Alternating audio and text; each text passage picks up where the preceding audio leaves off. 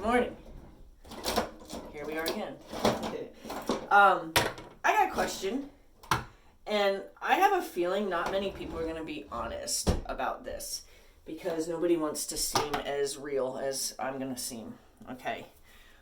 Does anybody else do things as a result of a implied influence? Meaning somebody said something about, okay, like this goes back to when I was like in fourth grade or something like that. I can even tell you who it was, but I won't mention her name.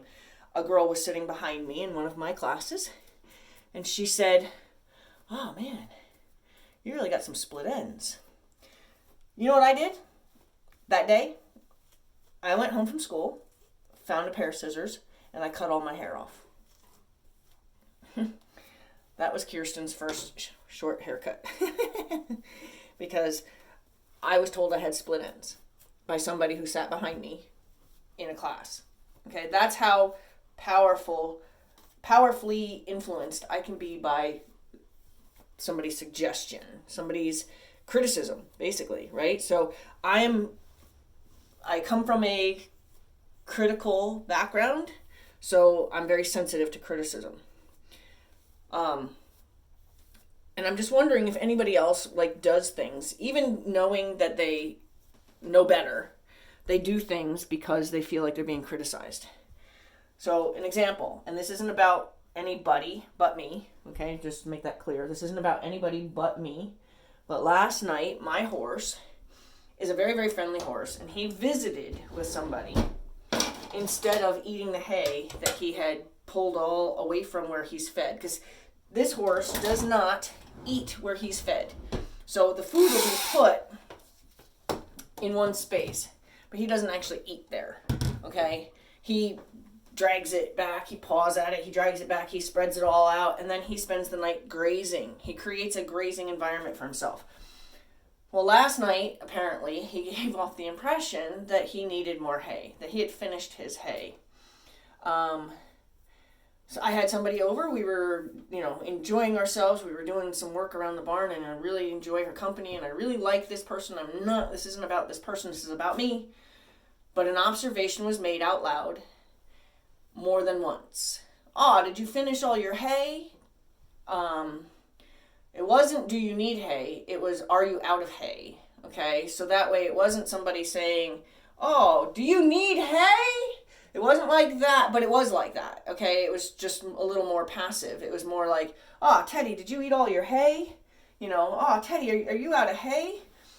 Well, I know better, okay? I know my horses. I know I'm very, very, very good at gauging. If I give my horses one extra flake and it's wasted, then I know the next day I don't give them as much.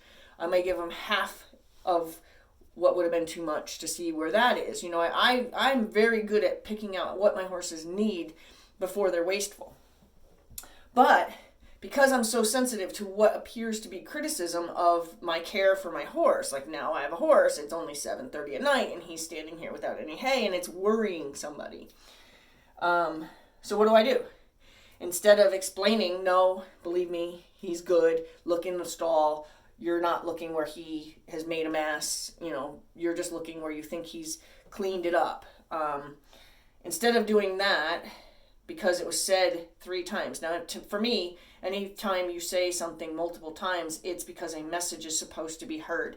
If somebody were to insult me, or if I were to insult you, you would repeat that insult more than once in a conversation with me to make sure that I know that I hurt your feelings. You would bring it back almost in jest, so that way it would seem like you're trying to laugh off the insult. For example, my mother had insulted my cousin's wife and said, "You don't look like an old hag yet." My mother's backhanded way of actually paying a compliment that she looked good for her age, but it hurt the woman's feelings, and she then 3 more times in the course of an hour visit repeated that in a jokingly way. Well, that's a good thing because, at least I don't look like an old hag yet. When people do that, it's because you hurt their feelings. When people repeat things, it's because they want the message to be heard, whether it be you hurt my feelings or, hey, look at this, I'm observing something that maybe you want to bring your attention to. So knowing better, I still heard it 3 times and said, I don't want to be bothered with trying to explain that my horse is fine. He's given 5 flakes of hay. He gets 5 flakes of hay. So instead of just pointing that out, which I did kind of in another conversation, I went and grabbed 3 more flakes of hay and threw my horse 3 more flakes of hay. Not to appease my horse, but to appease the person who thought he wasn't getting enough, who thought I didn't do enough for him. And that's a sensitivity that I have. It's not the person, okay? It's not the person. It's a sensitivity that I have to feeling criticized. Do you kind of go out of your way to make something different because you felt like you were criticized, to try to appease the criticism? And then this morning when I went in there and there's hay everywhere, like he literally left all 3 flakes of hay in a big puffed up pile, actually 2 big puffed up piles. When you go in there and you see that what you were kind of prompted to do and you knew better than to do it is there now right in your face, do you want to kick yourself in the ass for having fallen for somebody else's influence because you didn't want to feel criticized, or you didn't want to explain yourself, you didn't want to explain your situation or your position, you just wanted it to stop, you wanted the criticism to stop? And that's how I felt. I felt like I was being criticized, that my horse wasn't being fed enough, and I wanted it to stop. This is me. I perceived it that way, okay? I do not believe I was being criticized. I perceived it that way because I know this person values my friendship. I know this person values me as a horseman and as a caregiver for my horses. And my horses are always said to the vet, when they see my horse, the first thing they say is, "Oh, this one hasn't missed a meal." So my horses are not underfed, and I know that was not what was being implied. But I felt like in that moment I was being criticized that this horse was standing here wanting to visit her instead of eat, which must meant he didn't have enough food. And instead of just kind of like ignoring it, I wanted to fix it because I needed the criticism part in my mind to stop.